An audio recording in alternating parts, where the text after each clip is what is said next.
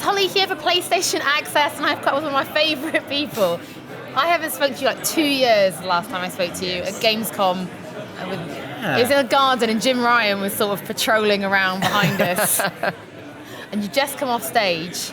Yes, and it has been a while. It has been a very long time. Yes. You've been very busy. Yeah. We're always really busy. So we've just seen a new demo, which was... It really finally hammered it home. I was just like, it's not just great because you can explore the universe, but like it's a game. That sounds really daft, but like it was like this beautiful, limitless thing, and now it's like a beautiful, limitless game. Yeah, I think that's the idea, right? And it's always been the idea. Like, there's a weird thing, which is most of the time when we've had the opportunity to show the game, it's been these amazing things like E3, right? On stage. And it's really hard in something like that to go, hold up everyone, I'm going to show you the inventory UI screen, you know? But that to me is really exciting. That's what brings it to life. This is how you upgrade your weapon. But it doesn't, it's probably not the right moment. Yeah, like the 30 seconds like, I've got, you just want me to zoom out for 30 seconds. Let me just show you the pause menu and talk you through some of the options. Here's the health bar. Yeah, exactly. But that's what I want to do, because that's what interests me in games, because I'm really into mechanics, obviously, as a developer.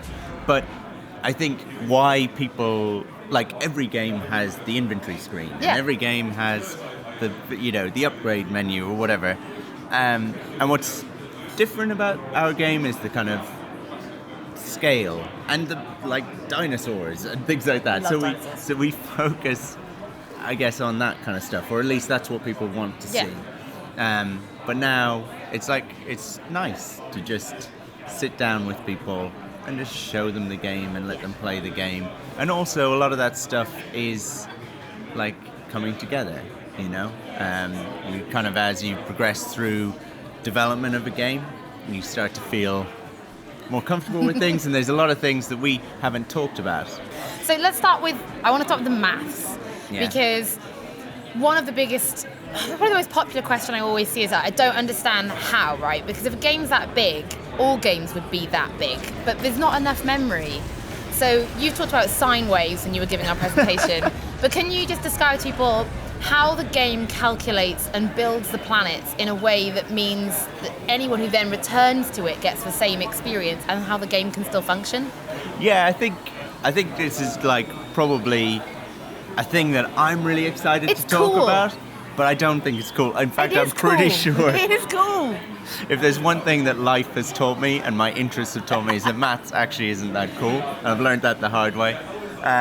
But the game, like, it is useful to explain that to people. So the game, everything you see around you is the output from a maths function, and the input to that maths function is where you're stood, right? And since the input's the same, and maths is maths, then the output will always be the same. What you see around you will always be the same. So if you see a tree on top of a mountain, then if like you fly to that planet and fly to that mountain and land on that mountain, that tree will be there. Yeah. And it's generated around you there and then, which is cool. And it lives in the memory of the the PS4 there and then. It doesn't always exist. It is built when you need it to be there. Exist. Yeah. As you're flying towards it, it's like generating that tree, and you'll see that as you play the game. And then when you fly away, it's gone, right? It's just thrown away.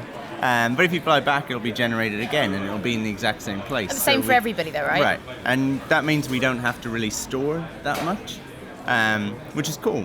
And it's how it's possible for a really small team to make a really big game. So and complete lack of sleep, obviously. So what happens because when you were playing, you took a gun and you blew a way out of a cave. Yeah. So what happens then if someone else visits that planet? Does that exist? So that's a really good question. Like small things like that, we don't upload to the cloud or things like that, because that would mean that you would always have to be connected online to see those things. Which we're not. And I think it's good that the game can be played offline and online. And these things are pretty insignificant. Like if I'm on a planet and it's a planet-sized planet, like me shooting a hole in it is tiny, like so insignificant. Me shooting a bird is nothing, or a fish or something like that. But it is saved for you. Yeah. So if you've done that, you fly away and you come back, and you've written your name in the snow or whatever, then that will be there for you. And if you've killed some creatures and those creatures are dead, sad though that is, but it's not shared for everyone. But there are some significant things you can do, and they are shared amongst people. So if you try and destroy a space station or something like that, which is a really difficult thing to do, then that's gone and that's scratched out for everyone, and that's kind of nice. There you go. Well, thank you very much. That is a whistle-stop tour of the maths behind it, so how it's actually going to work. But I do think me and Jackson from the Access team are now going to talk about everything you've just shown us, because you're a really popular man.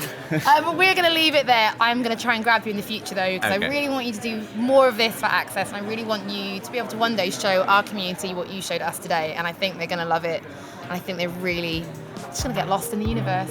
Sounds cool. Thank you so much. Thank it's so you. good to see you again.